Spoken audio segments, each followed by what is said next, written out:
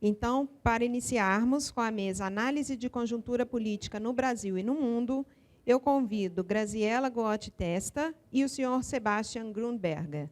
Graziela Testa é doutora em Ciência Política pela Universidade de São Paulo, mestre e graduada na área da Universidade em Brasília, tem experiência em Ciência Política com ênfase em instituições governamentais específicas. Atua nos seguintes temas: estudos legislativos, políticas públicas, instituições informais, frentes e bancadas parlamentares, Câmara dos Deputados, foi pesquisadora visitante da Universidade Harvard, da Universidade Nacional San Martín, professora substituta da Universidade de Brasília e assistente de pesquisa no Instituto de Pesquisa Econômica Aplicada, o IPEA. E o senhor Sebastian Grunberger, diretor do Programa Regional Partidos Políticos e Democracia na América Latina, do Programa Uruguai, da Fundação Konrad Adenauer, em Montevidéu. Também foi representante da CAS no Peru, trabalhou na ONU como oficial de assuntos políticos da Divisão de Américas e da Divisão na Assistência Eleitoral do Departamento de Assuntos Políticos em Nova York, da Missão de Manutenção da Paz na Costa do Marfim, foi assessor parlamentar no Parlamento Europeu e no Parlamento Alemão, no Bundestag, professor adjunto de História Latino-Americana na Universidade Livre de Berlim, coordenador de projetos nos escritórios da CAS em Madrid, Amman, na Jordânia, tem mestrado em Ciência Política, História Latino-Americana e Literatura Norte-Americana pela Universidade Católica de Eichstätt. Espero que seja isso. Bom, bem-vindos. Passo a palavra, então, ladies first. Muito obrigada, Aline. Bom, muito boa tarde a todas e a todos. Desde 2016 que eu participo das formações do PSDB Mulher nessa parceria com a Konrad Adenauer. E desde a primeira vez eu falava isso.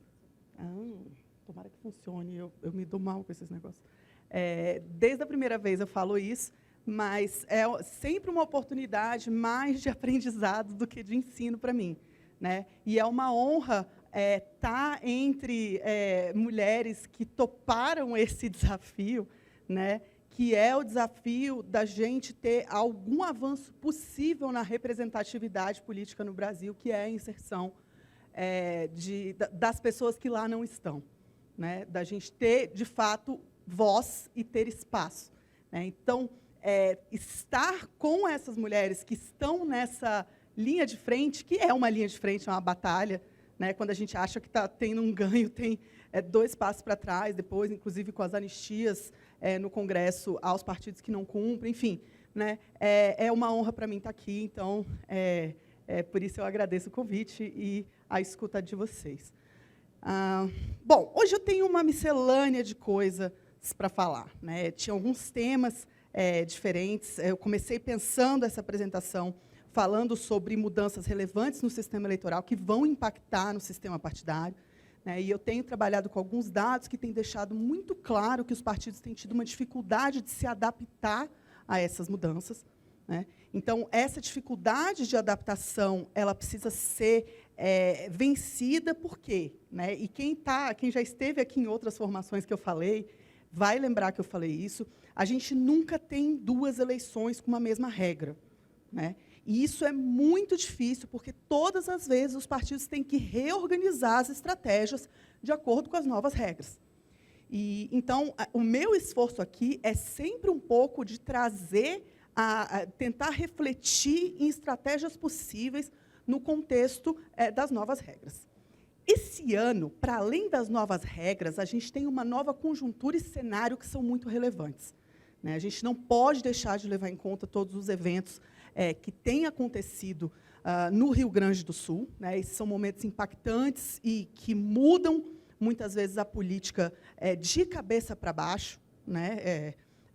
Eu brinco que o pombo está na mesa do tabuleiro de xadrez, né? Ele pode virar o tabuleiro ou não, mas o pombo está ali, né? Então, é um momento de atenção, né? E é um momento que pode ser um momento de oportunidade também. Não é só um momento de atenção porque ele pode ser negativo, ele pode ser muito positivo, né? Então, vou falar um pouco das regras, vou falar um pouco sobre esse momento, os dados que a gente já tem de pesquisa de opinião a respeito desses temas, e aí a gente vê se consegue concatenar um pouco para falar sobre essa era de extremos e como que a gente pode fazer para navegar por ela. Bom, A gente tem que começar falando, a gente está falando de polarização, a gente está falando de como como está organizado o cenário político brasileiro, e, pela primeira vez, a popularidade do Lula, esse ano, bateu nos 50%.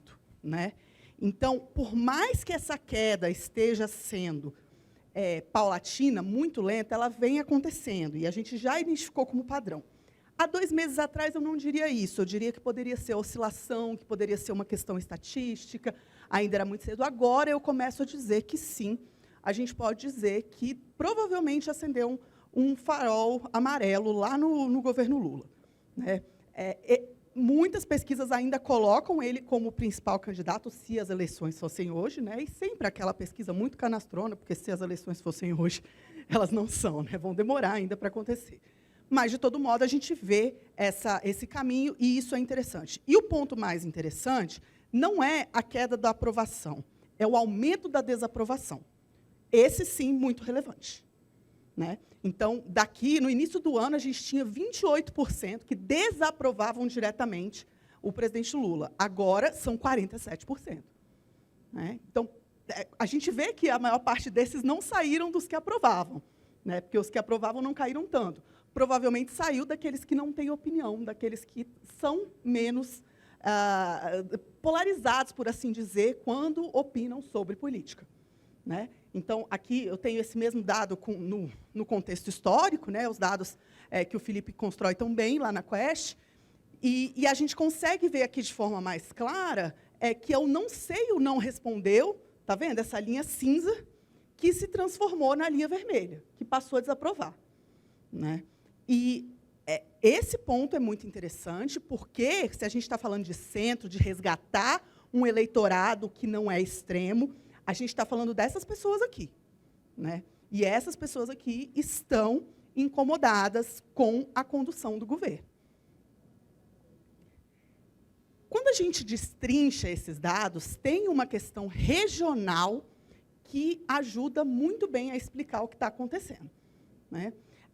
O Nordeste teve uma variação muito baixa de dezembro até fevereiro, e, de lá para cá, a sangria estancou para o lado do Lula. Né? Então, lá já deu uma firmada, né? E o real fiel da balança que fez essa mudança acontecer foi o Sudeste. Né? A gente tem uma série de explicações que a gente pode trazer aqui, entre elas a dificuldade de setores, como o setor da indústria, as classes médias, que têm uma concentração numérica maior no Sudeste, mas o que a gente pode dizer com alguma segurança é que quem está puxando essa população que provavelmente apoiava Lula e que agora tem dificuldade de manter esse apoio, ela está no Sudeste. A gente poderia fazer algumas interpretações sobre o que vem acontecendo no Sul, né? E já esse campo foi feito do dia 4 a 6 de maio. A gente já tinha tido a primeira parte relevante das inundações do Rio Grande do Sul, e a gente vê um aumento da aprovação do governo Lula, que eu vou falar um pouquinho mais para frente sobre isso, no Sul. Né? E o Centro-Oeste, que também teve uma variação num período semelhante ao que aconteceu no Nordeste, mas também agora está mais ou menos estável, então não acho que é o caso de comentar. A gente tem esse dado destrinchado por diversas variáveis. Eu podia falar aqui de religião, eu podia falar enfim, de renda, de formação. Tudo isso são variáveis importantes para explicar esse apoio ou não ao governo do presidente Lula. Mas o que eu quero focar aqui, que é uma explicação que tem sido tida como mais relevante para explicar essa mudança, é a questão econômica. Né?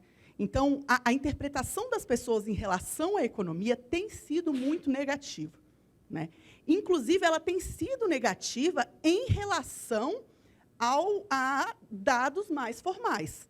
Né? Existem questões que estão incomodando muito a população do ponto de vista econômico. Questões voltadas para o mercado de trabalho, questões voltadas para a inflação. Né? A inflação ela passou a ser um fator decisivo no imaginário do brasileiro para tomar uma decisão com relação à política. Né? Mesmo quem não viveu a hiperinflação do final dos anos 80 e início dos anos 90, tem isso quase como passado de pai para filho. E é algo que precisa, e aí é o meu ponto de vista, quase como cidadã, ser resgatado pelo PSDB. Né? Tomar para si esse momento de virada econômica que foi o Fernando Henrique antes e depois que assumiu a presidência. Né? Então, estamos falando de momento de crise, de oportunidade. As pessoas estão incomodadas com a economia. É esse o ponto. Depois a gente... Espera aí, que eu acho que... A gente entra nessa questão da comoção nacional pelo Rio Grande do Sul. Né? Aqui, a coisa já fica um pouco menos clara e evidente. Né? O que eu vou trazer vai ser algumas pistas para a gente interpretar em conjunto o que pode ser feito e vocês interpretarem como isso pode ser encaixado ou não na campanha eleitoral de vocês. Né? Quais as pistas que a gente tem até agora? A gente sabe de outros momentos que essas comoções são eventos muito raros, mas que acabam marcando a história política dos países e podem, inclusive, inverter padrões que vinham acontecendo até então. Né? Então, são momentos, sim, de risco e de oportunidade para quem está compondo o sistema partidário dos países. Depois, os eventos desse porte eles são decisivos para ver crescer ou diminuir a aprovação de governantes. E aí a gente tem exemplos muito recentes e muito claros para falar sobre isso. Né? Não tão recente, mas importante, é o exemplo da Margaret Thatcher e a Guerra das Malvinas. Né? A Margaret Thatcher vinha de 2 anos de um governo muito impopular, e a Guerra das Malvinas, que foi uma comoção muito grande naquele momento no Reino Unido, é o suficiente para resgatar essa popularidade de Thatcher enfim, né, e alçá-la a muito querida pelo povo. Depois, um exemplo que eu gosto muito é do Bush, né, do George Bush, filho, porque o 11 de setembro de 2001, quando caíram as Torres Gêmeas, foi algo muito positivo, as pessoas responderam muito bem a resposta de George Bush. Né? E ele consegue a reeleição a despeito de novo, ser um governante mal avaliado, enfim. Né? Mas depois, as pessoas não avaliam bem a resposta de Bush ao Katrina.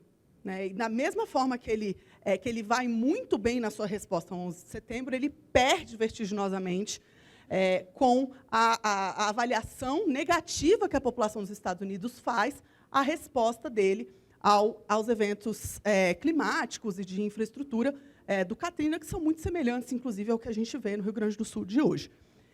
E, por fim, acho que a gente poderia falar também do Bush.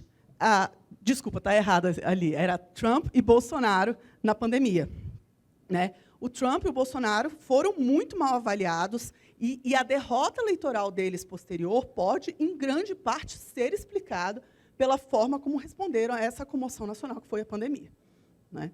Então, enfim, são alguns exemplos de como a gente pode pensar esses momentos como decisivos e relevantes. Então, quando as pessoas foram perguntadas nessa pesquisa se algo poderia ter sido feito para evitar essa tragédia, uma maioria bem confortável acha que sim, 70% das pessoas. Né, o discurso de que foi só uma chuva muito forte e que ninguém poderia ter esperado não está colando. Né? Isso é uma coisa que a gente pode saber com alguma certeza. Depois, a responsabilização dos governos, que é bem importante para a gente também. Né? 68% das pessoas responsabilizam o governo estadual pelo que aconteceu. Também uma porção relevante para a gente entender. 64% responsabilizam as prefeituras e 59% o governo federal. Tá? Então, houve realmente uma percepção, num primeiro momento, de que o principal responsável foi o governo do Estado. Porém, quando a gente fala da resposta, do enfrentamento à tragédia, a gente tem, em primeiro lugar, uma resposta positiva à Prefeitura de Porto Alegre, né, o que foi feito pela Prefeitura de Porto Alegre. Depois, uma resposta do que foi feito pelo governo estadual. Né? Então, o governo estadual, a despeito de ser o mais tido como principal responsável, existe 54% da população que entende a resposta como sendo positiva, né? E, por fim, mais mal avaliado nessa resposta, e, de novo, esses dados têm mais do que uma semana, eles flutuam bastante, é possível que a gente tenha novos dados em pouco tempo, o governo federal, né, que, naquele momento, era tido como a resposta menos ágil e menos real à tragédia daquele momento. Um ponto que é importante, que eu gostei muito deles terem incluído nessa pesquisa, foi também como que as pessoas avaliam outros agentes da sociedade que não os governos na resposta a esses eventos climáticos, né? Então, a gente tem uma valorização muito grande da população local, né? Depois, a resposta dos artistas e influenciadores, lideranças locais, igrejas, empresas, né? Então, talvez aqui existe uma desconfiança em relação a instituições políticas no Brasil, na América Latina em geral, no Brasil em particular, que não é novidade, né? Mas essa ideia da valorização da sociedade civil também é novidade, né? Ela também não é tida como algo muito bem avaliada nas pesquisas de opinião pública, via de regra. Então, isso aqui é interessante da gente observar e da gente entender que as pessoas estão valorizando a associação das pessoas para agir em conjunto, né?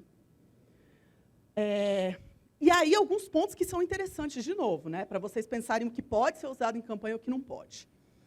Teve uma variação relevante nas pessoas que acham o grau de responsabilidade da ação humana nas mudanças climáticas. Teve, né? Então, ali em dezembro, 73% das pessoas achavam que a mudança climática é responsabilidade humana. Em maio, passou para 58%. Porém, a porção de pessoas que acredita que, sim, as mudanças climáticas têm pelo menos alguma responsabilidade da ação humana, são consequência da ação humana, né? Então, juntando esse azul claro com o roxo, né, essas duas mais em cima, é uma porção muito relevante, né, se comparar com outros lugares, inclusive, do mundo. Então, essa ideia de que o aquecimento não tem nenhuma relação com a ação humana, que é muito difundida em extremas direitas internacionais, ela parece, pelo menos, não ter chegado ao Brasil ainda, né? Então, a tendência é que essa pauta possa, sim, ser relacionada ao que aconteceu no Rio Grande do Sul. Disso decorre, né? Então, se as pessoas entendem que existe uma relação da ação humana com os acontecimentos climáticos, qual dessas iniciativas você acredita ser mais efetivo para proteger o meio ambiente? A gente poderia esperar, eu esperaria, se perguntasse para mim, que a maior parte das pessoas ia falar da permeabilidade das cidades, né? Que a gente precisa fazer com que as cidades sejam mais permeáveis. As pessoas falaram mais sobre preservação de áreas verdes e regeneração de áreas degradadas, né? Então, é um recado que fica. Ontem eu estava falando com um evento muito grande do agro, que não tem mais como fazer a atividade empresarial que não leve em conta alguma questão de carbono zero, de responsabilidade social, enfim, né? Vocês já pensaram como isso se processa a nível municipal? Boa parte das regulações na área de meio ambiente são de nível municipal, né? E a gente tem hoje muitas associações que dão, inclusive, um bom referencial técnico para tomar essas decisões. Pensem em inserir, inclusive, para quem for fazer pesquisa de intenção eleitoral, inserir perguntas nesse sentido para entender como o eleitorado de vocês está olhando para isso. Porque é possível que o Rio Grande do Sul impacte nessa questão específica para o eleitorado, né?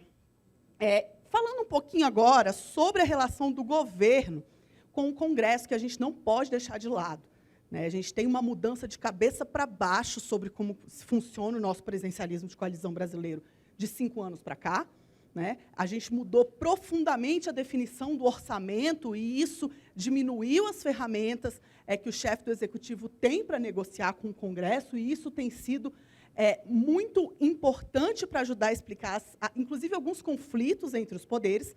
Mas tem um dado que eu queria chamar a atenção aqui de vocês. Eu gosto muito desse painel do poder do Congresso em Foco. E eles trazem a resposta sobre a avaliação do Executivo Federal pelo Congresso Nacional, né? Como deveria ser de se esperar, a maior parte da oposição considera que, na maior parte dos temas, o Executivo vai mal, e a maior parte da base entende, na maior parte dos temas, que o Executivo vai muito bem, enfim, né? E os independentes estão ali, em algum lugar no meio, dependendo do tema que se leva em conta. Eu quero chamar a atenção para o relacionamento com o Congresso, né? Que é justamente o ponto em que a oposição melhor avalia o governo. Então, quer dizer, a oposição entende que o governo do Lula está fazendo um bom trabalho em negociar no Congresso, e, por outro lado, é o tema em que a base pior avalia o governo, né? Então, a própria base do governo está incomodada porque achou que poderia estar mais bem alocada, né? Existe uma série de formas de interpretar esse dado, mas eu acho que a gente precisa levar em conta que existe, sim, um esforço bem-sucedido por parte do Lula em construir essa base nesse contexto de poucos recursos, né? Nunca o Executivo teve tão pouco recurso para negociar. Isso está sendo bem feito. Claro que não é papel, especialmente num contexto em que a gente está vendo um Lula muito mais delegando, né, que está muito mais voltado para ações externas do que internas. Nos 2 primeiros mandatos, a gente tinha o Lula que negociava, mesmo cara a cara, na Câmara dos Deputados. Não, a gente não tem mais isso. A gente tem toda uma equipe que tem feito isso pelo governo Lula, mas está sendo mais bem-sucedida do que era, inclusive, antecipado pelas pessoas. Então, eu acho que tem algumas morais da história aqui que a gente pode colocar e pensar, né? Quem que vai conseguir prosperar no atual cenário político? Então, eu entendo que vai conseguir prosperar no atual cenário político, primeiro, quem entender que o debate democrático ele vai além da polarização e que é possível cooperar com o diferente, né? A gente está falando de um momento em que as pessoas valorizam a ação coletiva, né? A resposta à tragédia, todo mundo se mobilizando, isso está perpassando questões de polarização. A gente não vê ainda ninguém criticando o enviar alimentos ou criando algum tipo de contento em relação a isso. É preciso pensar nessa cooperação. Quem souber ser paciente e resiliente para aguardar os lentos processos do tempo político também vai prosperar, né? A gente está olhando para uma mudança fundamental no sistema partidário que veio a partir da reforma política de 2017. Né? Os partidos estão se virando e tentando encontrar formas de se encontrar dentro da cláusula de desempenho que está subindo, né? O sistema está se reconfigurando, né? Bom, é lento esse processo, mas ele é real, né? E, por fim, quem souber escutar antes de falar para entender quais são os possíveis aliados em cada tema específico, né? Quando a gente vai olhar no detalhe, na questão temática, muitas vezes essa polarização meio palhaça, que rende alguns dividendos eleitorais, ela não faz sentido, né? Sobretudo quando a gente fala de gestão local, de municípios menores, né? Existe uma possibilidade de parceria e de trazer as políticas públicas e o bem-estar da população para o debate, que é uma possibilidade que está aí, está aberta, é uma oportunidade, né? E, enfim, né? E a gente está tentando entender essa oportunidade daqui em diante. Eu tenho muito tempo ainda, eu já passei meu tempo totalmente, né? Tá bom, estou acabando. É só uma moral da história. Depois eu posso falar com vocês com calma sobre esse dado das sobras eleitorais, eu ia falar um pouco sobre isso. Mas eu peço depois para cá circular com vocês, né? Eles vão fazer uma edição sobre as eleições agora da Cadernos, e a gente conversa isso com calma. O que eu queria deixar só de moral da história aqui é essa lição do pensador mais injustiçado da teoria política, né? O primeiro republicano da história e que virou o grande símbolo de tudo que há de mais negativo, falar que alguém é maquiavélico, né? Mas foi um grandíssimo republicano, num momento, falou da unificação da Itália 400 anos antes dela acontecer, né?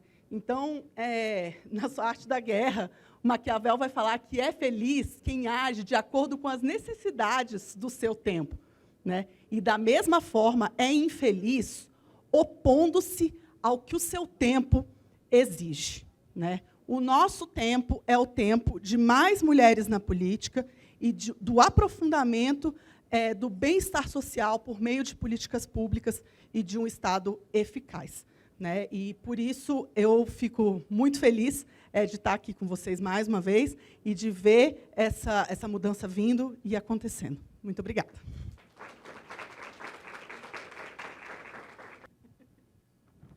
Olá, bom dia. Bom dia, não falo português, portunhol, pero mejor hablo espanhol.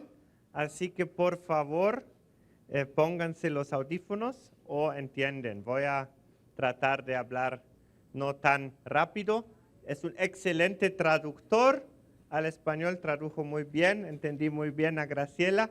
Así que seguramente van a entenderme bien. ¿Todos me escuchan? Dame una mano, ¿ya? ¿Para que funcione? Ok. Antes que nada, obrigado. Gracias por invitarme, querido Max, querido amigo representante de la Fundación Konrad Adenauer, presidente, autoridades de PSDB Mujer. Es mi primera vez en Brasilia, no en Brasil, pero sí en Brasilia. Y ayer fuimos a comer fraldinha, así que ya estoy preparado y con fortaleza para hablar con ustedes, ¿ok? Antes que nada, quiero felicitarles por dos cosas. Lo primero, que ustedes é que vocês são mulheres na política, e o segundo é que militam com um partido político. Ambas as coisas não são muito normais, vamos dizer assim, porque na política, como vocês sabem, continua em grande medida uma coisa de homens. Isso nós estamos trabalhando, já mudou um pouco, e o que eu estou gostando aqui é que o PSDB Mulher, vocês não só são pessoas, mulheres do PSDB, mas são também candidatas a postos eleitos, porque não serve o trabalho de um espaço de mulheres, de um partido, quando as mulheres se juntam e falam de gênero e nunca entram realmente nos postos, nos lugares políticos. Seria contraproducente nesse caso, porque nunca se diz, eu tenho toda uma cadeia como funcionária do grupo de mulheres, onde se evita que entrem na arena política e debatem e todos os temas. Eu sempre digo que a igualdade é alcançada quando as mulheres não falam sobretudo de gênero, mas sim falam também de defesa, de economia, de relações internacionais, porque estão realmente integradas, e quando os homens começamos a falar de temas de gênero também, então assim a gente alcança uma igualdade. O outro ponto é partidos políticos. Partidos políticos são sempre os espaços com mais vagas para aprovações nas enquetes. Por exemplo, o Latino Barômetro, o mais recente, dizia 12% de aprovação. Eu mesmo represento um partido que tem um programa que se chama Partidos Políticos e Democracia na América Latina. É um grande desafio. Nós tratamos de melhorar a qualidade democrática, trabalhando com os seus principais atores, que são os partidos políticos. Em Montevidéu, na sede, nós trabalhamos para toda a região. E agora, vocês estão militando num partido e sabem o quanto é importante, mas nós fizemos um pequeno jogo. Porque os partidos, vamos imaginar o que acontece se não houvesse partidos políticos. O que aconteceria com a democracia? Temos 4 alternativas, ou seja, alguém tem que ocupar o espaço onde haveria os partidos. O primeiro é um ditador, um filho. Isso aconteceu já muitas vezes, acontece na Venezuela, na Nicarágua hoje, acontece em Cuba. Não tem partidos livres, tem um ditador E o que acontece? Os direitos fundamentais das pessoas sempre são violados. O autoritarismo viola os direitos humanos. Essa é uma coisa que sempre acontece. Primeiramente, nós não queremos isso. O segundo cenário, o partido está substituído pelas ruas, porque vocês viram as revoltas sociais no Chile, por exemplo. Também aqui no Brasil, tinha muitos coletivos, muitas ONGs que têm as suas reivindicações, que gritam contra o governo, que vaiam a todos. E tem uma coisa de que a cooperação internacional, as ONGs gostam muito, querem apoiar as ONGs, porque são boas, e não querem apoiar os partidos, porque não querem se politizar, vamos dizer assim. Mas as ONGs não podem substituir os partidos políticos. São ONGs, elas são para encontrar causas, canalizá-las através dos partidos políticos. E o que acontece quando as ONGs e as ruas estão tratando de governar? Acontece uma moralização horrível do espaço público, porque só são causas particulares. Como na Alemanha, nós temos o tema climática. Então, você é uma má pessoa porque você voa e emitindo. Então, essa moralização, quando tem um só tema, é má ou boa, não apenas para a democracia, mas nesse tema concreto, você está do lado certo, vamos dizer assim. Por isso, isso cria conflitividade social. Nós vimos violência nas ruas, no Chile, na Colômbia e em outros lugares. Bem, a terceira coisa que pode substituir os partidos é algo que eu chamo o interpolítico. Ou seja, a política se converte numa espécie de aplicação de figuras. Há um candidato, um partido, e se busca e cada eleição há outro match. É um pouco o que acontece às vezes aqui também. No Peru eu vi muito isso, é muito pouco sério. Amanhã não sabe se um partido é à esquerda, à direita ou centro, ou seja, não tem uma ideia estruturada.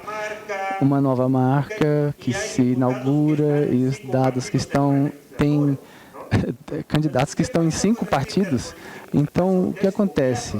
É um desgoverno total e uma falta de oferta de ideias, porque o mesmo seria o mesmo de novo. E um quarto ponto, que é o famoso governo dos melhores, dos tecnocratas.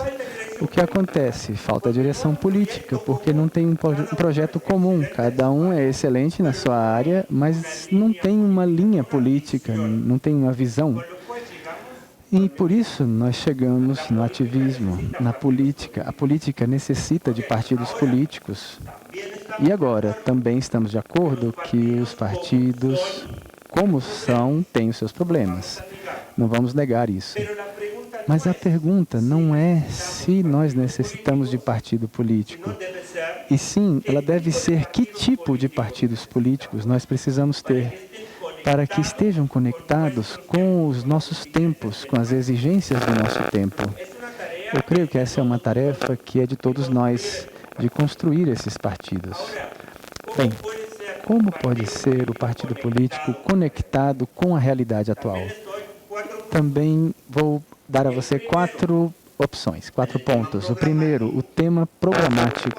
É muito importante que vocês falem do que está na agenda de vocês. É preciso haver uma conexão entre os desejos, as aspirações, as prioridades da gente, que as pesquisas de opinião mostram.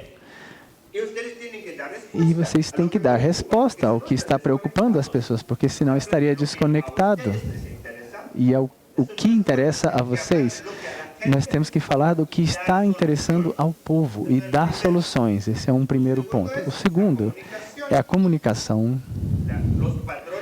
Os padrões de comunicações mudam. Ou seja, o partido precisa comunicar-se com a sociedade segundo os parâmetros que a sociedade comunica, escolhendo as redes, as diferentes coisas, os meios de comunicação, o observador, para falar também a linguagem certa, mais precisa das pessoas. É a linguagem que as pessoas estão usando, isso muda também. É preciso ter uma comunicação moderna, profissional. Terceiro, em termos de organização, os partidos devem aparecer para a sociedade. Por exemplo, devem ter suficientes mulheres, ou seja, tem 50% de pessoas que são mulheres. E diferentes tipos de candidatos, não todos homens de 60 anos para cima. Diferentes profissões, diferentes identidades, focos na vida, diferentes. Eu me recordo de uma rodada em Asunción, onde o partido me disse, fizemos uma, para os vereadores da cidade, nós fizemos uma reunião e todos seriam distintos. Um médico, uma senhora que era costureira, um que era cego, uma advogada muito bem sucedida, gente morena, gente branca. E eu senti que alguém havia feito o esforço de buscar diferentes perfis. Isso é fantástico, porque com esses diferentes perfis, cria-se uma visão conjunta, ideológica, para dar um foco comum.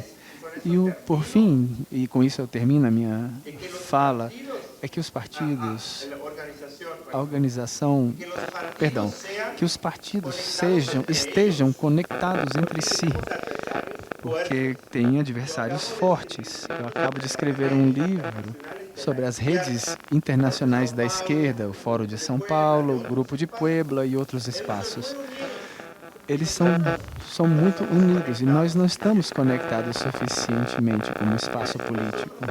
Isso, nós, com o Rádio Adenauer, com o programa que nós estamos trabalhando, temos um encontro que se chama o Fórum América Livre, que será no México, que é um grande guarda-chuvas para todos esses coletivos e que querem estar no centro, dar uma resposta não da extrema-direita e não do bolsonarismo e não da política de identidade de direita, mas sim do centro, que está ocupado pelos problemas reais das pessoas. Ou seja, contamos com o seu apoio. Muito obrigado por me concederem esse tempo e que eu possa saudar a vocês. Obrigado. Bom, vamos abrir, então, um momento para perguntas, debates. A ideia dessa mesa é que vocês tenham um olhar não só do próprio município, mas do Brasil e do mundo. Um aviso importante para quem tiver com sede, quiser um café, tem ali atrás, podem ficar à vontade de se servirem. E, então, estamos aí com um momento de perguntas. Eu não sei se vocês sabem, o PSDB Mulher está transmitindo para o YouTube. Então, temos também pré-candidatas assistindo online, e se tivermos perguntas online também, eu posso fazê-las agora.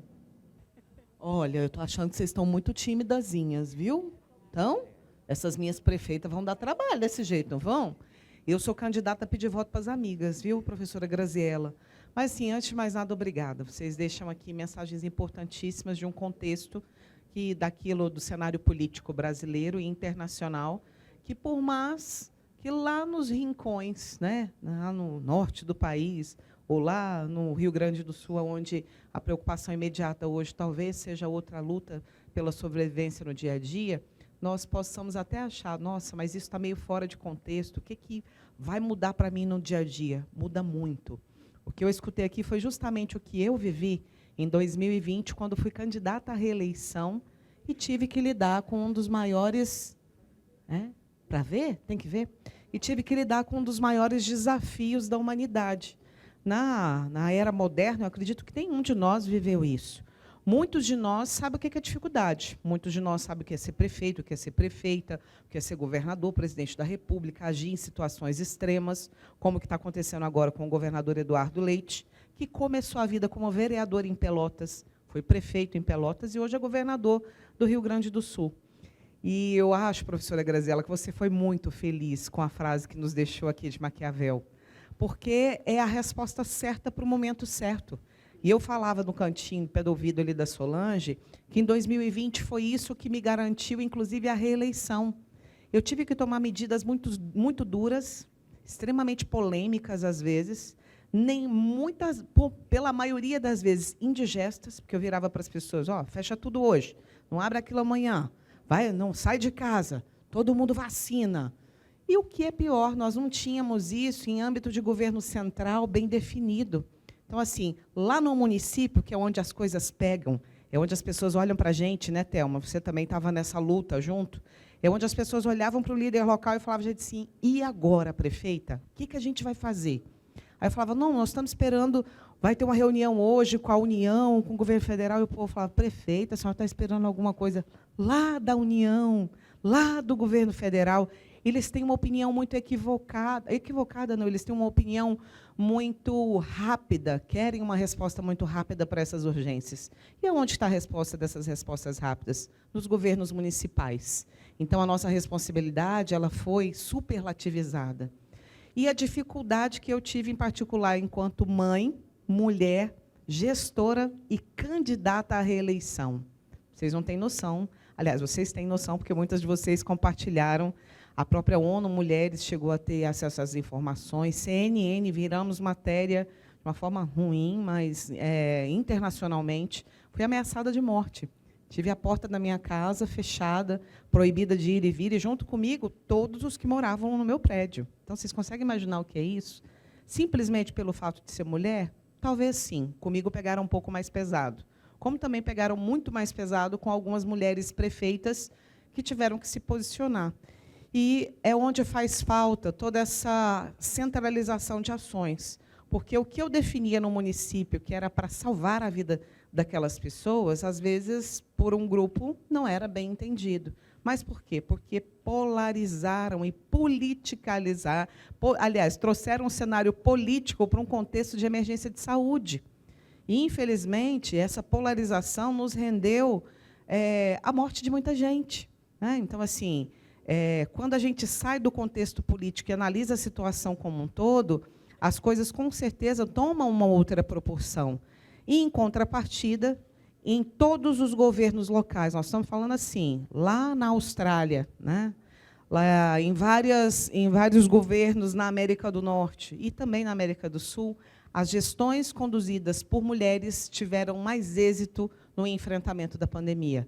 E isso, para pesquisador, é ótimo, né? Porque nós estamos falando com propriedade de quê? De números. E o que tem de diferente, né, professora Graziela? Eu não queria te interromper, mas essa pesquisa é do meu marido. Meu marido é economista, ele e outros 2 economistas fizeram essa pesquisa. Mas eu queria que você falasse mais. Então, assim, eu estou dizendo, na essência, estou dando para vocês um testemunho daquilo que eu vivenciei enquanto prefeita, mulher e candidata à reeleição em 2020, administrando uma pandemia. Vocês não têm noção do que foi isso. Só quem viveu. Aí eu falo, é muito fácil dizer, mas ser gestor assim é fácil. Poucos foram os gestores que atravessaram uma pandemia. Nós atravessamos uma pandemia. E, mais do que isso, vencemos uma eleição. E, mais do que isso, em 2020, fomos a única capital que teve uma mulher na condução de uma cidade. Então, assim, foi difícil? Claro que foi. E seria humanamente impossível fazer isso sozinha. E, mais do que isso, eu tinha uma linguagem dentro do município, mas eu não contava com o governo do Estado. Quando eu falava abre, ele falava fecha. Quando eu falava fecha, ele falava abre. Por quê? Porque havia um contexto político diferente, uma tentativa de medir forças. Na realidade, o que estava em jogo? A vida das pessoas. E quando é a vida das pessoas, aquilo que a gente tem de primordial, nós temos que ser suprapartidários, apolíticos, para fazer a coisa acontecer. E foi mais ou menos com essa linha de pensamento, né? E as pessoas me perguntavam, Palmas teve o menor índice de letalidade por Covid de todas as capitais, entre todas as capitais. E isso analisando também per capita, ou pela população. E por que isso aconteceu? E, às vezes, eu encontrava um prefeito, eu faço parte da Frente Nacional de Prefeitos, nós discutimos e eles perguntavam, prefeito, o que você fez diferente lá? Eu falei, eu agi como mãe, mas mais do que isso, eu agi como galinha choca. E eles, o que é isso? Eu falei, nós que somos mais da roça, assim, a gente até entende, observava o movimento das galinhas, quando estava choca, e entendia. Quando o tempo começava a se formar uma chuva pesada, o que a galinha faz? Ela abre as asas, os pintinhos entram ali debaixo e ela fecha devagarinho, põe a cabecinha para baixo e deixa a tempestade cair.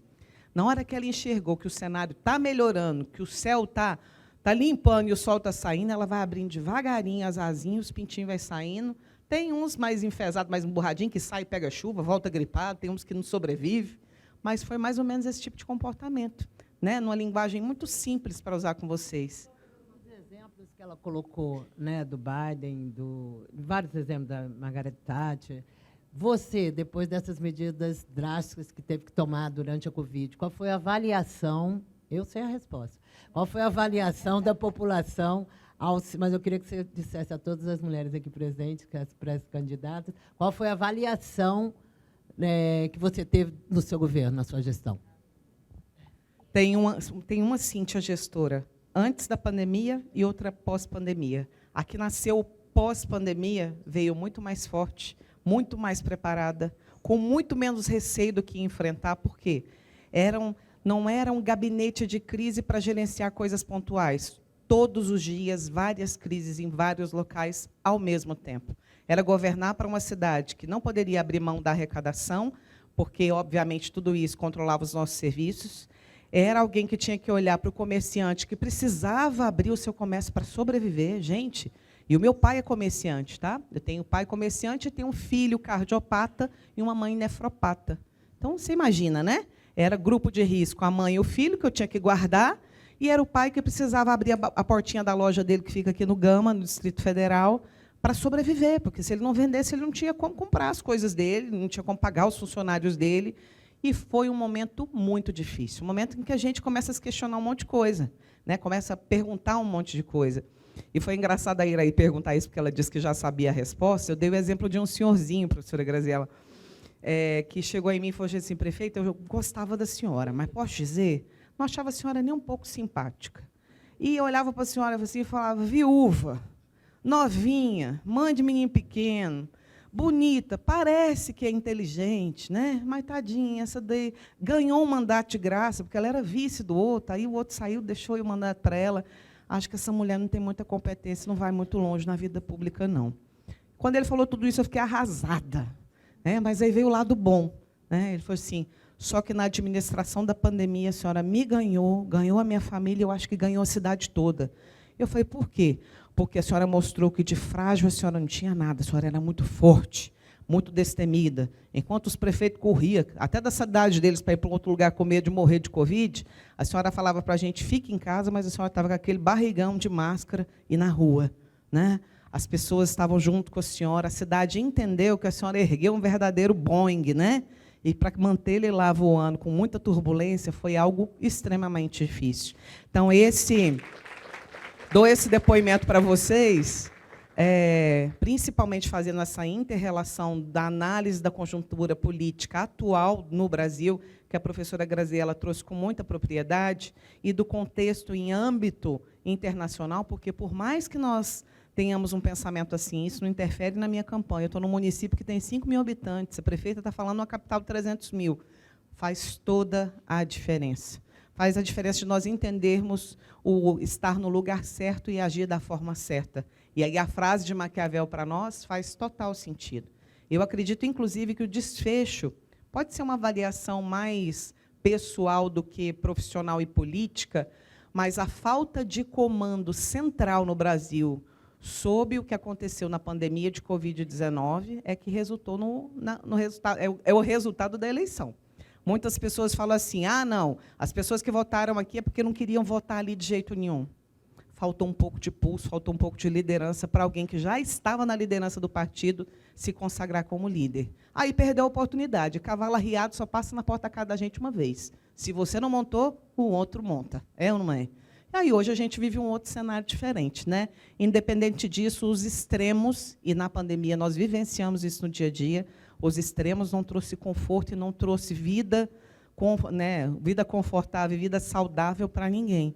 E, de fato, eu reforço. Aquilo que a gente vive numa grande parceria com a CAS, numa parceria que nós temos com a CDU, né? Eu, Solange, Thelma, quem mais esteve conosco lá? Judite e Almira. Voltamos, fomos 5 mulheres para esse programa na Alemanha. Passamos uma semana lá numa imersão de trabalho incrível. Todas pré-candidatas. Voltamos. Só uma não quis ser candidata, mas é porque não quis, viu? Estou olhando para ela bem aqui à minha direita. Das 5 pré-candidatas que foram, as 5 que voltaram, 4 foram eleitas. E a que não foi eleita é porque não foi candidata. Porque se tivesse sido candidata, teria sido eleita também. E aonde que eu quero dizer? Na suma, né, de tudo isso. Não desista do grande potencial que tem em você. E mais do que isso, da força, né? Por mais que as pessoas nos olhem, às vezes achem a situação tão frágil, tão impossível, eu sou verdadeiro fruto do impossível. Viu, prefeita de Cariacica, deputada hoje, né? Daqui a pouco o Nordeste vai conhecer toda essa força lá também. Já consumi o tempo de todo mundo. Espero que eu só volte agora só para poder agradecer o que foi o curso, tá? E que vocês façam as perguntas, porque assim, o que nós estamos trazendo para vocês aqui é o que há de melhor em termos de formação técnica, de informações sobre como vocês vão conduzir as campanhas eleitorais, tá bom? Então, se preparem. Eu agora prometo que vou ficar caladinha. Vou tentar, pelo menos. Mais uma vez, obrigada a vocês, viu? Pelo carinho. Temos uma pergunta aqui de uma internauta, que só o fato dela estar aqui, eu acho que já é uma grande satisfação para nós, ela ter parado um pouquinho do tempo dela. É do Rio Grande do Sul, é uma vereadora nossa, Kátia Zuma, de Nova Petrópolis, e ela pergunta aqui, como nesse momento tão difícil que estamos enfrentando, como vamos conseguir incentivar mulheres e que, neste momento, enfrentam tantas dificuldades? É uma rede, né? Eu falo que as redes de apoio, por mais que as pessoas acham que isso fica só na palavra, ela não fica só na palavra. As redes de apoio, com certeza, vão nos fortalecer também para o processo eleitoral. E, em particular, falando para o Rio Grande do Sul, lá eu acredito que vai se criar toda uma estratégia específica, porque não há como discutir situação eleitoral no meio do que eles estão vivendo. É uma pandemia triplicada, aumentada em proporções que é difícil mensurar. Eu acredito que, politicamente, deve haver alguma, até em termos de decisão de governo, né, de adiar o calendário eleitoral no Rio Grande do Sul, mas pode ser uma avaliação ainda um pouco prévia para estar se falando a respeito disso. Mas não há, se o aeroporto de cargas, de passageiros, se a água, que agora está começando a descer um pouquinho, e aí sim nós vamos ter noção do tamanho do estrago, do que está sendo, do que as chuvas, do que o efeito climático causou ao Rio Grande do Sul, eu acredito que política é algo que vai ser discutido lá para frente. Assim como aconteceu conosco, né? O mandato da Ieda foi o primeiro mandato que foi prorrogado por mais 2 anos. A nossa eleição saiu de outubro e foi para novembro. Depois eu vou contar a história para vocês do Vitório, tá, gente? 15 de novembro é uma data muito especial na minha vida, tá? Primeiro, porque no dia 15 de novembro de 2020 eu fui reeleita prefeita. E dia 15 de novembro de 2021, às 7h20 da manhã, a minha bolsa estoura e nasce o pequeno Vitório. Mas esse é capítulo para um outro dia. E a nossa internauta que está lá acompanhando o Rio Grande do Sul vai ter um pouco mais de oportunidade de participar também dessas formações. Já recebe o nosso abraço, a nossa solidariedade. E se precisar de uma de nós lá no palanque dela, pode me chamar, que meu nome é pronto, viu? Tá, obrigada.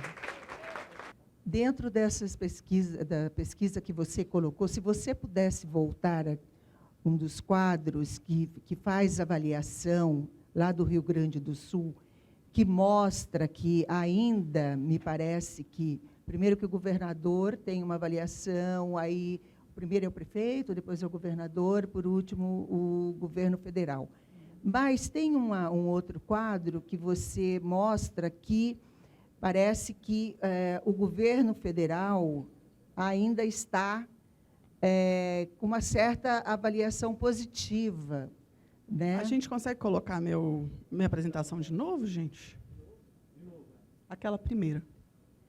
E aí eu fico assim, a minha dúvida, que aí me parece que essa avaliação do governo estadual, como a gente fala, pesquisa é aquele momento. Porque o trabalho que o Eduardo está fazendo, eu acho que teve uma repercussão tão grande, mas tão grande, de dedicação dele, da equipe, que levou o governo federal a mandar alguém para ficar lá, né, representando o Ministério numa atitude totalmente antidemocrática, porque O governador não foi consultado, tirou um ministro, mandou para lá, como em tese para fazer essa intermediação, né?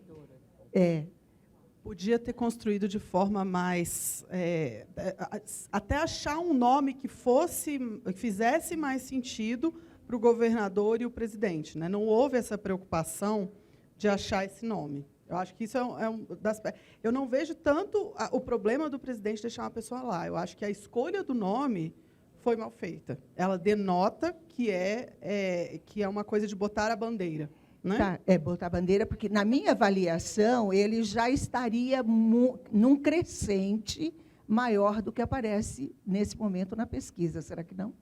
Isso eu não tenho como falar. Eu adoraria poder ter bola de cristal. Eu brinco que a gente fala que cientista político, às vezes, é questionado como se tivesse uma bola de cristal.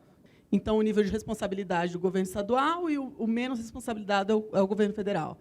E aí, a atuação do governo estadual, ainda que ele seja o principal responsabilizado, ele está à frente do governo federal como sendo a melhor resposta. Eu não tenho como te dizer se isso melhorou ou piorou, né? E, de novo, essa é uma percepção nacional, não é a percepção de quem está no Rio Grande do Sul. Tá? É bem importante que isso fique marcado. Isso tem para todos os estados. Provavelmente, se a gente fizer a pesquisa só no Rio Grande do Sul, nesse momento é muito difícil rodar uma pesquisa da forma que deve ser rodada no contexto que está lá agora. Então, é difícil, né? Provavelmente, a gente vai demorar um pouquinho. 4 a 6 que rodou esse campo. 4 a 6 de maio. E eles devem atualizar. O Felipe, daqui, no máximo, uma semana, ele deve fazer de novo isso lá na Quest. E aí a gente vai entender e a gente vai começar a fazer a leitura de quem está quem está tendo algum dividendo político disso, se é que alguém está. Né? Porque também pode ser isso. O cavalo pode ficar lá selado e ninguém subir. Ele vai embora trotando sozinho, volta para casa. Né?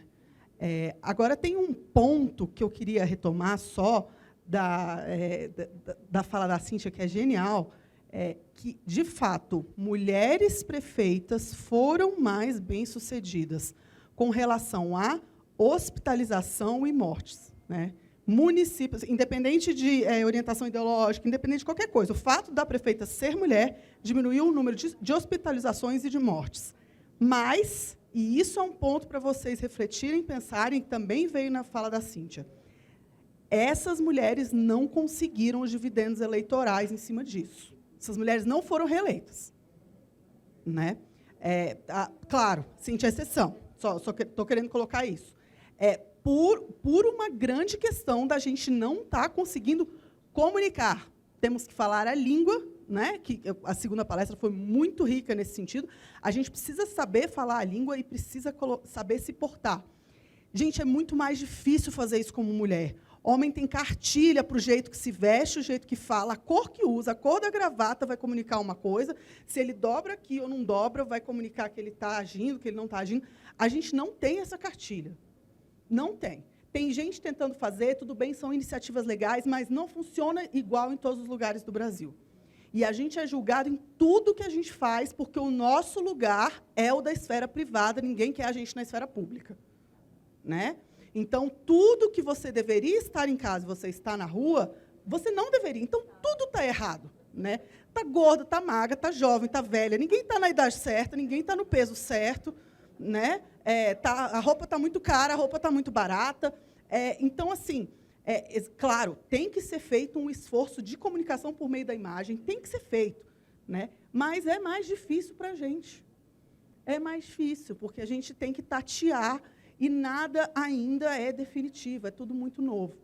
Né? E a forma, às vezes, que a gente comunica, e a gente se comunica de tudo, né? A gente se comunica do jeito que a gente se veste, a gente se comunica do jeito que a gente... o nosso porte, como a gente bota a bolsa, tudo comunica. Né? E a gente não tem molde. Né? Então, talvez isso tenha prejudicado muito a reeleição dessas mulheres que foram grandes gestoras e que foram muito fundamentais nesse momento. Queria deixar um último recadinho. Eu tenho 2 minutos? 1 minuto está bom. Eu só queria falar, e vocês vão ouvir provavelmente de forma mais intensa sobre isso quando vocês forem falar de legislação eleitoral. Eu queria falar dessa última definição do julgamento das ADIs que redefiniram as sobras das sobras, gente. Isso passou assim, ninguém falou sobre isso. A partir do ano passado, gente, 35%, tá, dos assentos, no ano passado não, no retrasado, 2022, dos assentos para deputado federal foram distribuídos nas sobras. Como aumentou muito o número de distritos, né? Agora a gente não tem mais as coligações grandes, cada partido é uma lista, aumentou muito a distribuição pelas sobras, né? A maior parte, pelo menos mais da metade dos estados do Brasil tiveram metade ou mais dos assentos divididos nas sobras. Eu te mando o gráfico depois. Eu tenho o gráfico disso, vai ficar mais fácil, né? Quando você aumenta o número de listas, aumenta também a distribuição pelas sobras, né? Porque entram menos candidatos naquela primeira rodada. Sobras eleitorais para eleição proporcional. Então, vamos lá. A gente tem as sobras, e a gente tinha duas regras diferentes para a primeira divisão das sobras e a segunda divisão das sobras, que era 90-10, 80-20.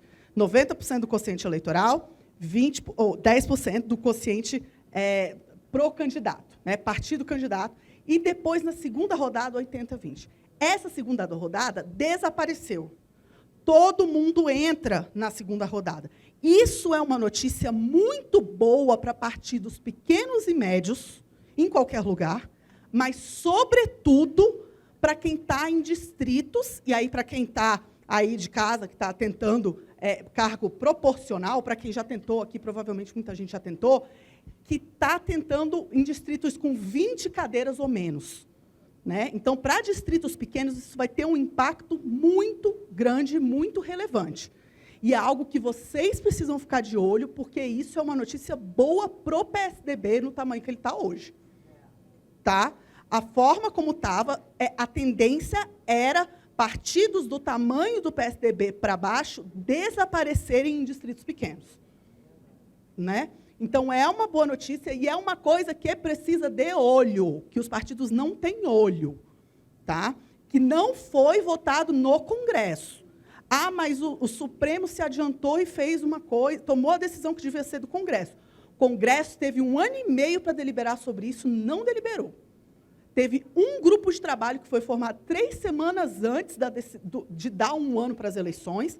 Então, houve um descaso do Congresso em relação a isso, que foi, assim, longe de mim falar bem do judiciário de todas as formas e maneiras. Nesse momento, precisava de uma decisão a respeito disso mesmo, que tinha, inclusive...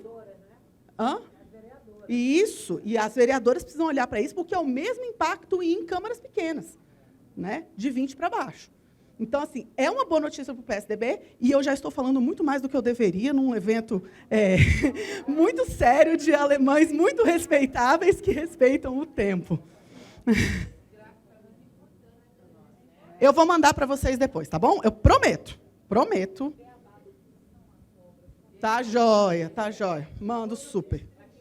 Mando super. Eu mando uma bibliografia básica e mando os gráficos.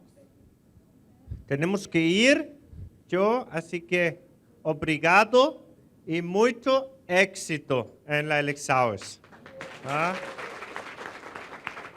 Muito obrigada, pessoal. Foi uma honra mais uma vez. E, assim, uma sorte enorme para vocês. Espero vê-las daqui em diante na televisão e em outros espaços. Tá bom?